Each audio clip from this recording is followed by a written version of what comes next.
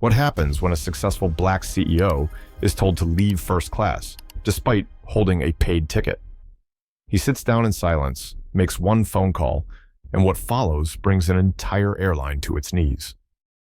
Atlanta International Airport. Loud, busy, the kind of noise that rattles your eardrums and your nerves. Announcements blasting, wheels clacking, somebody yelling for their gate like it's the last train out of town. And in the middle of it all, cool as a breeze, walks Jason Hill, 38, CEO, self-made.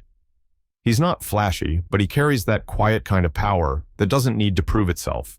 His company's been featured in Forbes, praised for helping black-owned businesses get funding when banks said no. A good man, a smart man. And this morning, he's headed to New York to speak at a business conference about opportunity and equity. Before boarding, he stops at a cafe. Just a coffee. That's all he wants. Then it happens. A kid, maybe 10, drops a cup of juice. Loud splatter. People turn, annoyed, like the boy committed a crime. He freezes, ashamed. His mom looks ready to disappear. Jason steps up, no hesitation, grabs napkins, crouches down. "Hey, no big deal," he says to the kid. "We all mess up. It's how we bounce back, right?" He buys the kid a new juice, offers a kind smile. The whole energy in the cafe shifts. The cashier softens. The mom exhales. That's Jason, the kind of man who shows up, even when no one's watching. But then, life flips the script. He walks over to the first-class gate, boarding pass in hand. The gate agent barely glances up. "Sir, economy's that way." Jason raises an eyebrow. "I'm in first class." She finally looks at the ticket. Her jaw tightens like she bit into a lemon. Taps her keyboard, frowns deeper. "One moment, please." 5 minutes later, a manager appears. "Mr. Hill," she says, all fake courtesy. "Seems there was an error. First class is full. We can move you to economy and offer a voucher for the inconvenience." Jason doesn't flinch. "I paid for this seat 2 weeks ago." Her smile doesn't change. "You're welcome to file a complaint online, but we need to continue boarding." Behind him, passengers in designer coats stroll by with champagne flutes. Only one man recognizes Jason, whispers, "Isn't that the CEO from Forbes?" But the airline staff, business as usual. Jason walks away, doesn't argue, doesn't yell, just finds a seat by the window and sits. Quiet, eyes locked on the tarmac. That look, that's the look of a man who's done being polite. He picks up his phone, dials, calm but cold. "Steve, we've got a situation."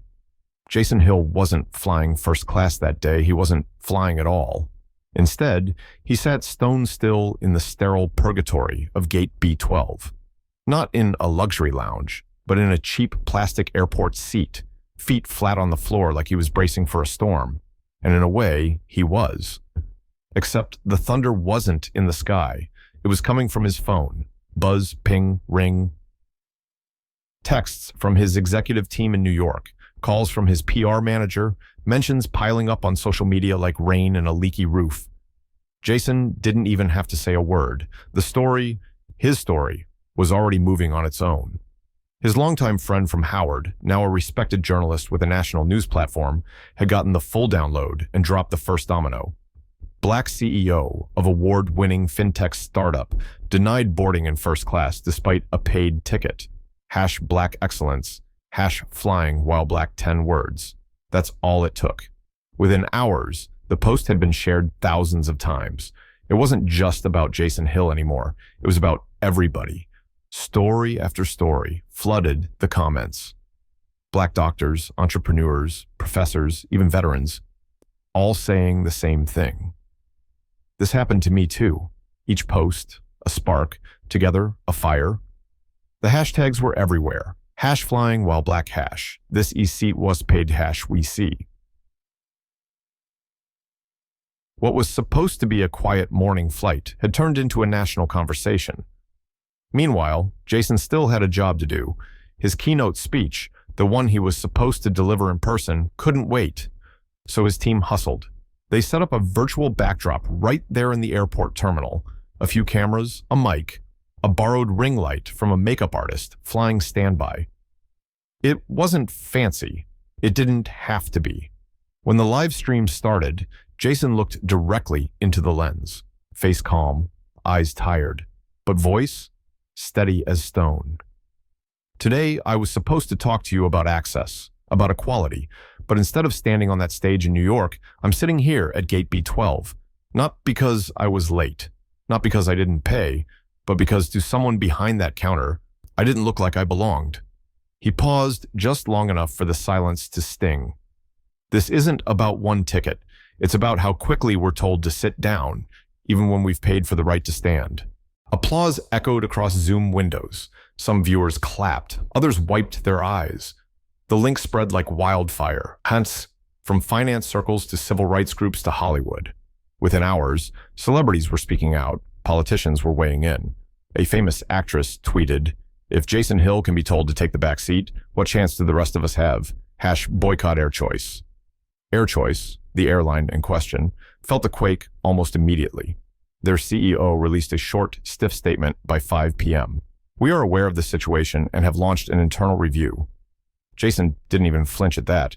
He'd heard it before. Internal review. Corporate code for "we'll wait till the noise dies down." But this time, the noise wasn't dying, it was growing. By 7 p.m., investigative journalists were digging into Air Choice's track record, and what they found, ugly. That same gate agent had racked up multiple complaints over the years, all brushed under the rug. A clear pattern of accidental reassignments and ticketing errors, most affecting black and brown passengers. Turns out, this wasn't an isolated incident. It was a well-polished routine, and the routine just cracked wide open. Investors started calling. Shareholders wanted answers. Board members went to emergency meetings. Air Choice stock dipped by 9% in less than 24 hours. Meanwhile, Jason, he said nothing. No interviews, no TV appearances. Just watched, listened, waited. He wasn't quiet because he had nothing to say. He was quiet because the whole country was speaking for him now, but this wasn't just the start of another day, not for Air Choice. While the C-suite executives were still in denial mode and PR teams were downing coffee like it was medicine, the front lawn of their corporate headquarters had already turned into a front line. And the people weren't whispering. They were marching. Hundreds had gathered. Some held signs, others brought bullhorns. A few brought their stories, and all of them brought the truth. It wasn't just angry customers. It was employees, folks in uniforms, security badges, name tags, people who had stood behind counters, smiled through corporate nonsense, and bit their tongues more times than they could count. Now, they were done biting. "They told us to ask questions if it feels off," said one former gate agent into a local news mic. But off always meant black, always meant brown, always meant someone who looked like my uncle or my aunt or me. We were told to follow professional instinct. But it wasn't instinct. It was training. Quiet, unofficial, and built to protect the status quo. That quote ran on the evening news. By the time lunch hour hit, it had gone viral. That's when the dominoes really started to fall. Air Choice stocks dropped another 6% by midday. Top investors started calling for heads. Boardroom doors slammed. Phones rang off the hook. The CEO, silent the day before, was now in full damage control mode, pacing the executive floor like a man who just realized the building was on fire. And just like that, they did what corporations always do when they panic. They chose a fall person. The woman who turned Jason away at the gate, fired, publicly, quickly, with a cold little statement about unprofessional conduct not reflecting company values. But here's what Air Choice didn't see coming.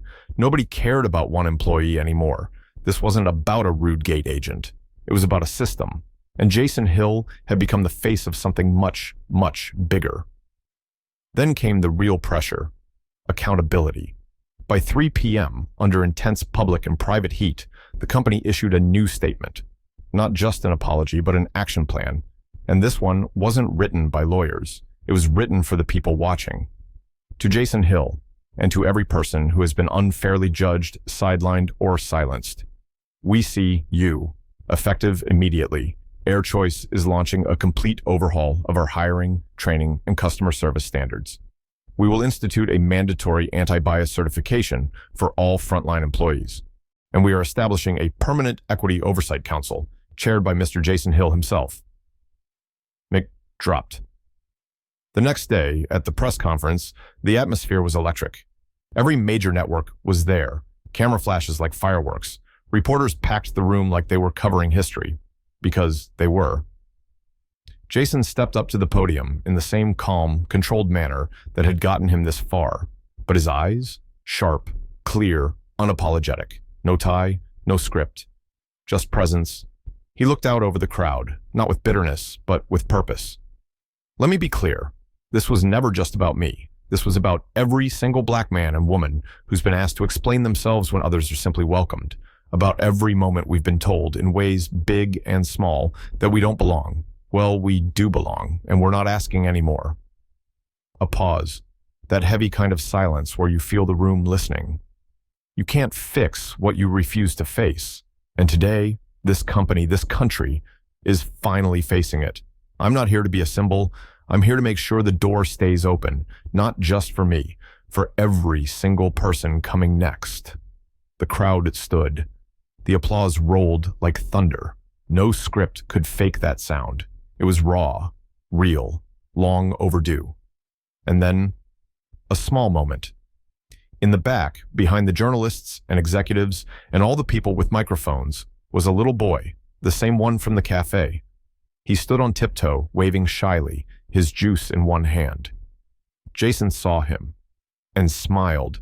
That wasn't a headline. That wasn't part of the plan. That was life, full circle. See, sometimes you're told that you don't belong in first class, but when you carry yourself like Jason Hill did, with dignity, clarity, and just the right amount of fire, you don't just claim a seat. You redesign the whole cabin. And now, Jason's not just boarding the plane, he's flying it, and he's making sure nobody gets left behind again. This wasn't the end. It was the beginning of something bigger. And it all started at a boarding gate, with a man who refused to sit quietly,